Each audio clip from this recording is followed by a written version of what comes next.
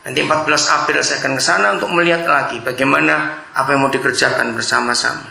1,2 hektar. Puji Tuhan. Untuk itu nyicil saya 3 tahun dan baru lunas November kemarin. Saudara, waktu kami di Belanda bulan Februari yang lalu, saya dapat SMS dari salah satu anak kami di Sorong. Dia pendiri Akademi Kebidanan.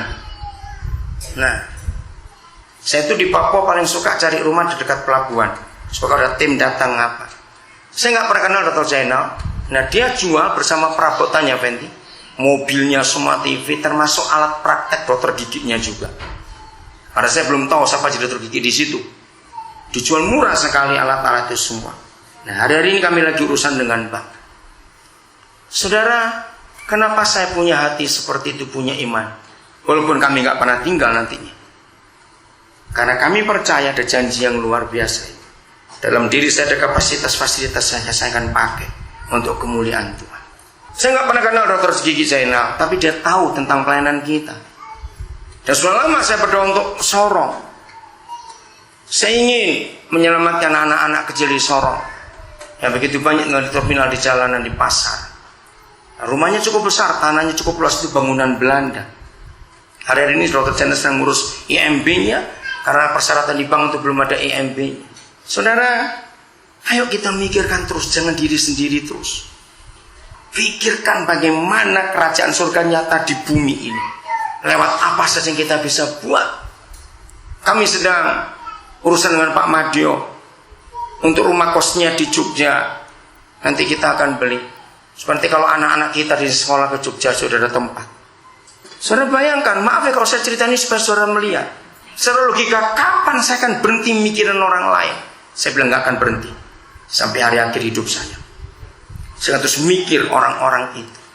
Ayo saudara, karena ada segala berkat rohani ini yang luar biasa. Jangan tantang kapasitas dan fasilitas yang Tuhan beri. Amin. Karena semua dapatnya gratis, saudara. Kok enggak amin? Gratis. Minggu yang lalu saya masih menyampaikan kebenaran sharing di forum misi di Jakarta, di daerah Roksimi. Nah, waktu salah satu pembicaraan adalah tentang dokter-dokter. Saya berkata kepada mereka, siapa yang dokter lulusan perguruan tinggi negeri? Saya bilang begitu. Ada yang angkat tangan mereka. Yang lulusannya sebelum tahun 2005. Kenapa saya beri batas itu? Karena sebelum 2005, saudara, kuliah di Fakultas Kedokteran Negeri itu murah sekali. SPP-nya 1 semester itu sampai 2005 itu nggak sampai 3 juta 1 semester. Saya pertama kali nyekolahkan dokter itu tahun 96. Itu SPP-nya saya masih ingat nggak sampai 300.000, saudara. Itu tahun 96. Maka itu saya heran, kok murah sekali. Ini kedokteran, oh sekarang mahal sekali, sudah beda. Ternyata itu subsidi. Hampir 80 sekian persen semua mahasiswa perguruan tinggi negeri itu subsidi negara. Nah, kalau subsidi negara itu berarti uangnya rakyat karena uang pajak yang dipakai.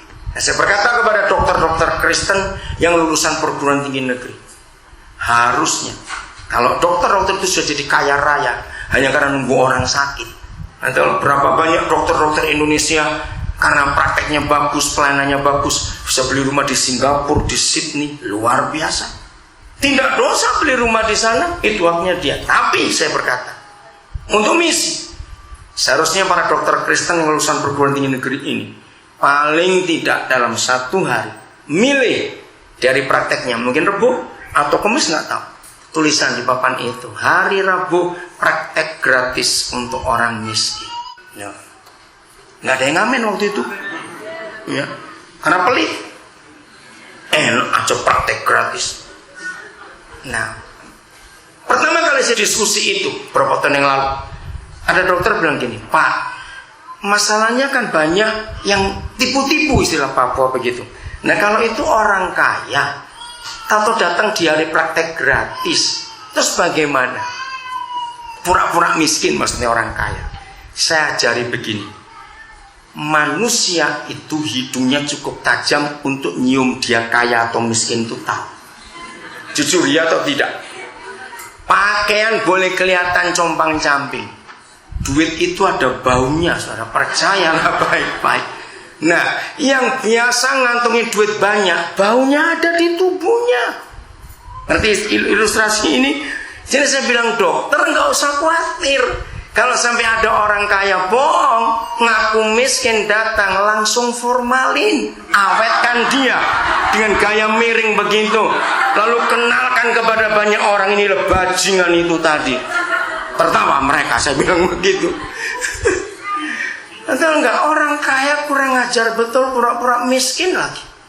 Jadi saudara, semua kapasitas dan fasilitas yang Tuhan beri kepada kita, ayo gunakan. Saya berani untuk ngomong ini karena saudara tahu saya mengalaminya. Secara kapasitas saya cuma SMA, tapi saya bangga. Berarti dengan Dorta sudah 3 doktor yang saya luluskan. Dan kebetulan 3-tiganya cewek semua sekarang ini. 2 yang saya ngambil doktor. Maksi Panengkuan akan selesai akhir tahun ini. Hari ini no boys, sudah masuk semester 2 sekarang. Maksi ada di IPB Bogor. Hari ini no boys ada di UI. Dan yang saya bangga dengarkan, semua yang kami kuliahkan S3 itu mereka adalah mahasiswa termuda dari semua angkatan itu. Itu kebanggaan betul. Karena rata-rata orang ngambil dokter 40 tahun ke atas, 50 dan 60 juga. Tapi mereka masih 30-an. Jadi termuda. Saya masih tunggu siapa lagi yang Tuhan suruh. Saya lanjutkan ke doktornya nanti. Saya targetkan 2 tahun Dokter Aprianto itu ngabdi di Lundaya, di Longbawan sana. Saya bilang 2 tahun, kamu mikir spesialis apa kamu akan ambil. Kalau saudara lihat Ibu Arwam, ya, Mama pengasuh Gilga dan Saudari Lisa, karena ada masalah benjolan di tubuhnya. Puji Tuhan, yang nangani salah satu lulusannya Dokter Ali Onkologi bedah tumor. Itu anak kami yang kami biayai juga. 3 tahun yang lalu dia lulus spesialis bedah. Dia pernah PTT di Supiori akhir 90-an yang lalu.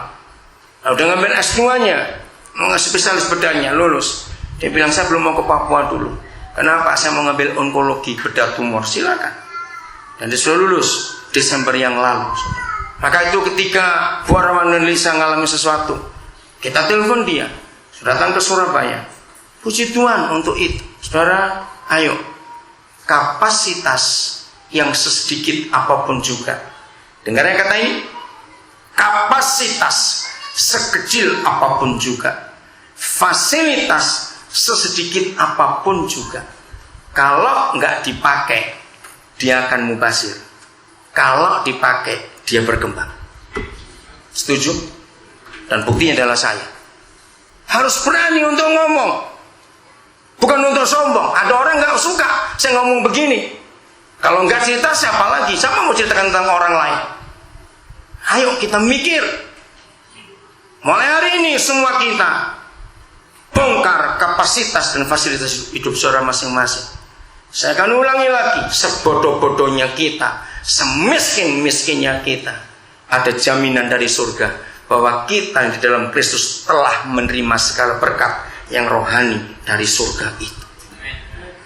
Ayo kita kembangkan, kita gunakan, kita tanam kembali, tabur kembali, supaya itu bertumbuh dan Tuhan dipermuliakan dalam hidup kita. Saudara, itulah kerinduan Tuhan, supaya dari kita satu persatu terus bergulir, terus berkembang. Mari kita belajar dari hidup Yusuf. Masih ingat saudara kita ini? Apa kapasitasnya? Apa fasilitasnya? Akhirnya dia jadi orang nomor 2 di kerajaan Mesir. Ingat itu. Karena dia mau mengembangkan apa yang dalam dirinya. Dia nggak simpan itu untuk dirinya sendiri. Dia kembangkan. Dia kembangkan. Jadi ke depan ini saudara ada hal-hal yang hebat yang Tuhan mau sediakan buat kita semua. Bagian terakhir, Galatia 1 ayat 1 lebih dulu. Kita lihat bagaimana hidup Paulus. Dari Paulus